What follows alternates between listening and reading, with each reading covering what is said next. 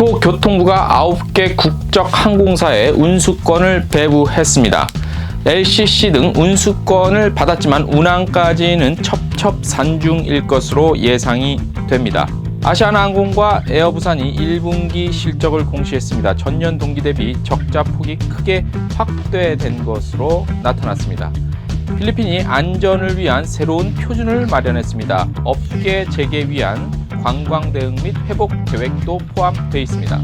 터키 관광부 역시 건강한 관광 인증 프로그램을 도입했습니다. 관광 관련 4가지 분야의 인증 및 위생 요건을 충족해야만 가능합니다.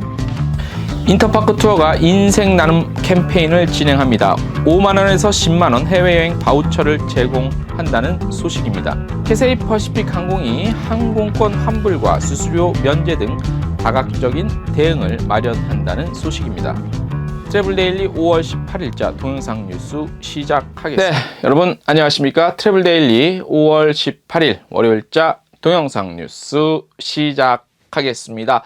5월 18일 대한민국에 아주 의미가 있는 날이죠. 마음속에 한번 새기면서 오늘 하루도 보내는 것도 의미가 있고 좋은 일일 것 같다는 생각을 해 봅니다. 자, 첫 소식 심층 분석 기사. 자, 국토교통부가 5월 15일 운수권 배분, 국적 항공사 대상으로 운수권 배분을 했어요. 이건 이제 뭐 정기 배분은 아니고 수시적으로 배분하는 것 중에 하나인데, 전체 25개 노선으로 지난 2월 정기 배분에 이어 항공사 배분 신청에 따른 수시 배분이라는 소식입니다. 내용입니다. 소식이 아니라.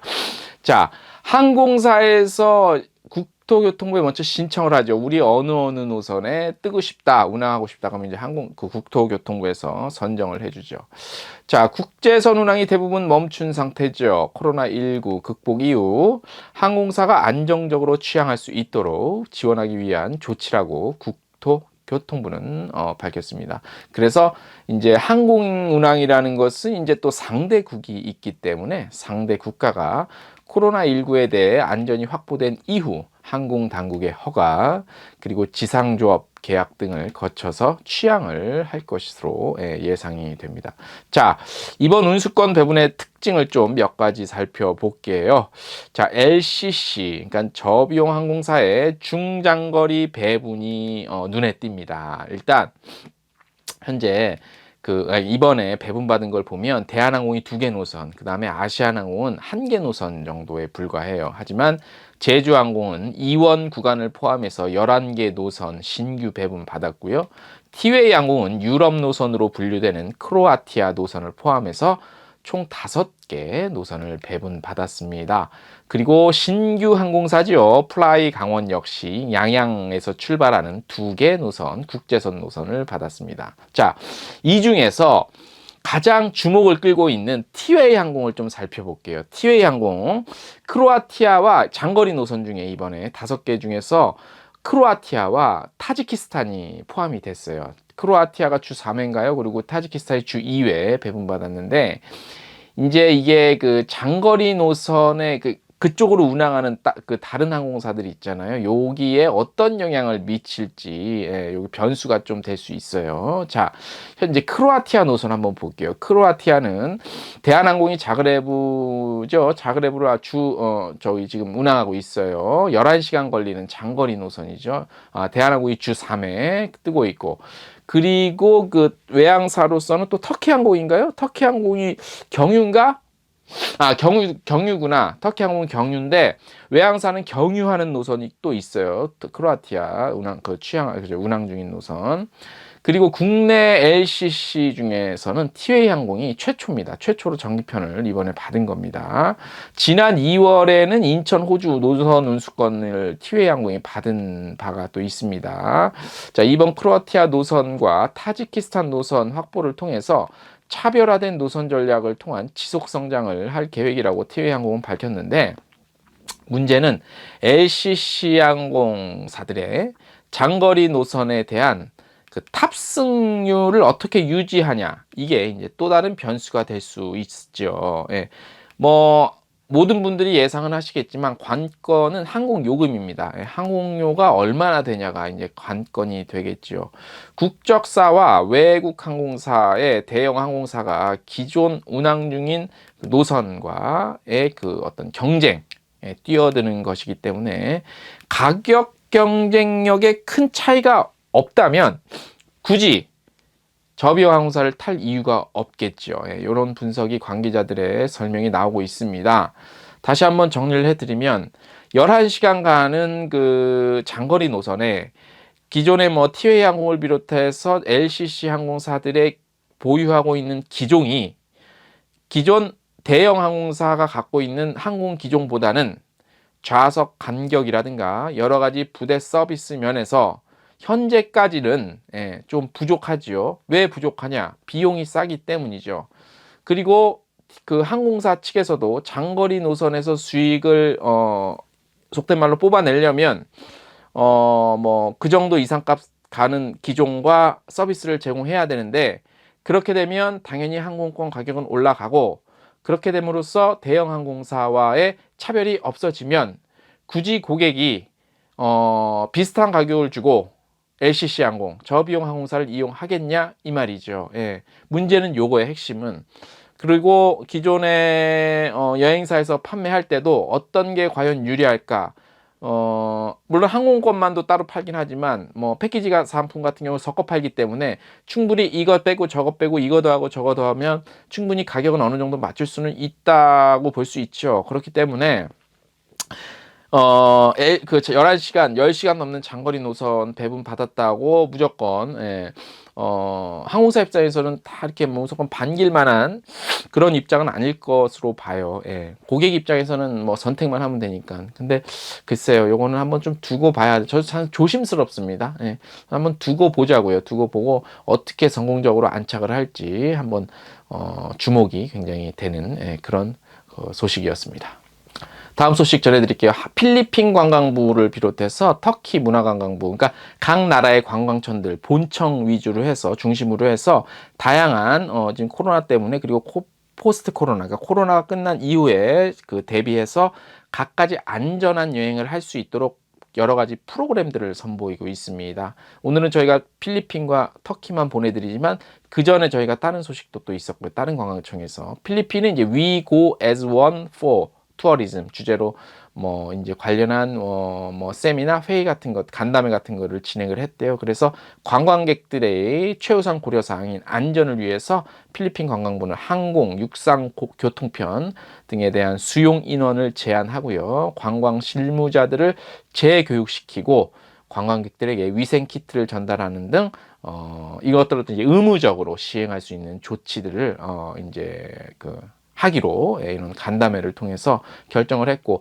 업계에 종사하는 사람들에게는 이제 뭐 정기적인 위생 점검, 방역, 그다음에 소독, 개인 보호 장비 지급, 그다음에 안전 기준 부합 여부에 관한 정기 점검 뭐 이런 것들을 굉장히 기존보다는 더 강화하고 또 기존에 안 했다면 새로 도입해서 한다는 소식입니다. 터키 역시 포스트 코로나 시대에 발맞춰서 건강한 관광 인증, 뭐 헬스 투어리즘 뭐 이런 프로그램 올 여름부터 도입을 하겠다고 하네요. 네, 오늘 월요일자이기 때문에 저희가 칼럼 하나 또 다시 한번 소개를 좀 해드리겠습니다. 제목은 당신이 생각하는 코로나19로 인한 가장 큰 피해는 무엇입니까? 입니다. 코로나19 사태가 장기화되고 있죠. 누가 뭐래도 이번 사태의 최대 피해는 다름 아닌 관광산업입니다. 관광산업의 범위가 워낙 넓죠. 그리고 크고 그리고 다양하기 때문에 우리 또 관광업계가 뜻하지 않게 이런 분야의 부분에서 또 1등을 하고 말았습니다. 자, 관광업계에 종사하는 이들 외에는 여행이라는 것은요, 대부분 먹고 사는 문제, 그리고 그 다음 문제죠, 여행이라는 것은. 그래서 회복 역시 가장 마지막 단계에서 정상화 될 것이라는 예상이 많이 나오고 있습니다. 피해액을 논하는 것은 이제 식상해졌죠. 그리고 정부를 비롯해서 관련 기관에서의 지원은 어쩌면은 뭐 생명 유지의 수단일 뿐이고 회복에는 전혀 도움이 되지 않을 만큼 이미 어떤 장독, 그러니까 어떤 장독대의 독 이 독의 밑바닥은 완전히 깨진 상태라고 볼 수 있습니다. 자, 어떤 이는요, V자형 회복보다는 U자형 회복 추세로 갈 가능성이 높다고 하죠. 그리고 또 다른 사람들은 백신이 나오면 V자형 회복보다는 U자형 회복보다는 V자형 회복이 더 설득력이 있다고 주장하고 있습니다. 자, U자형 회복이건 V자형 회복이건 당장 어떤 기대를 바라기에는 너무 먼 이야기로만 다가오고 있죠. 자, 어떻게 보면 모두 돈 얘기입니다. 예, 매우 당연하죠. 왜냐? 기업 그리고 회사가 운영을 하는 데 있어서 1순위는 돈을 벌기 위함입니다. 예, 돈을 벌어야지 우리 뭐 직원도 채용하고 복지도 있고 또 지원도 있고 미래 투자도 가능하기 때문에 매우 당연한 얘기라고 할 수 있습니다.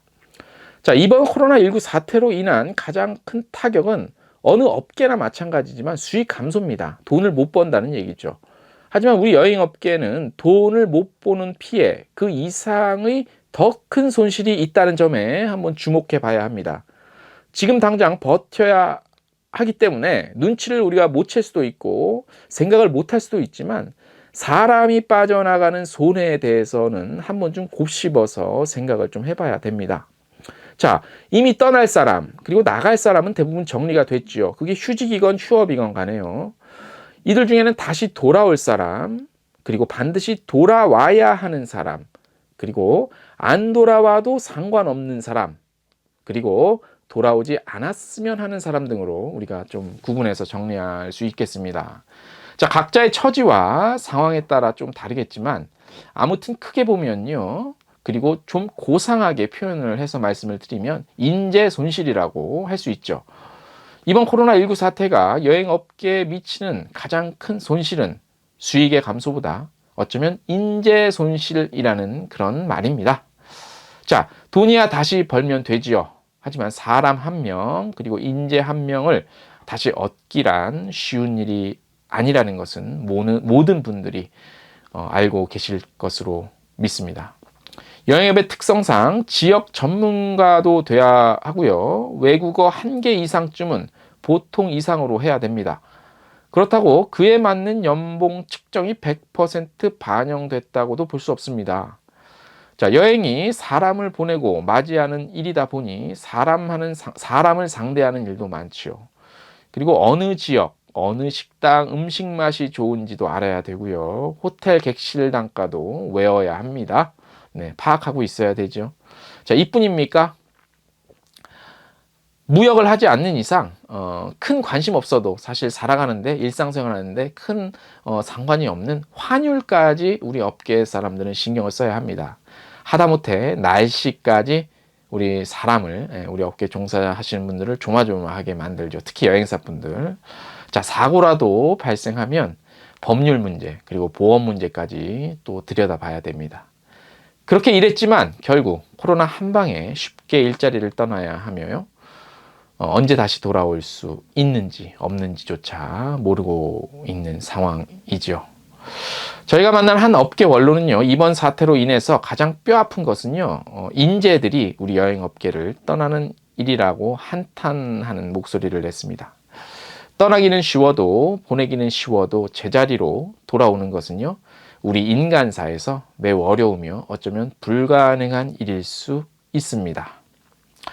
여행업계 코로나19 피해 중 가장 심각한 것은요, 돈이 아니라 사람 그리고 인재를 잃고 있다는 것입니다. 이것이 필자 그리고 제가 생각하는 가장 큰 피해입니다.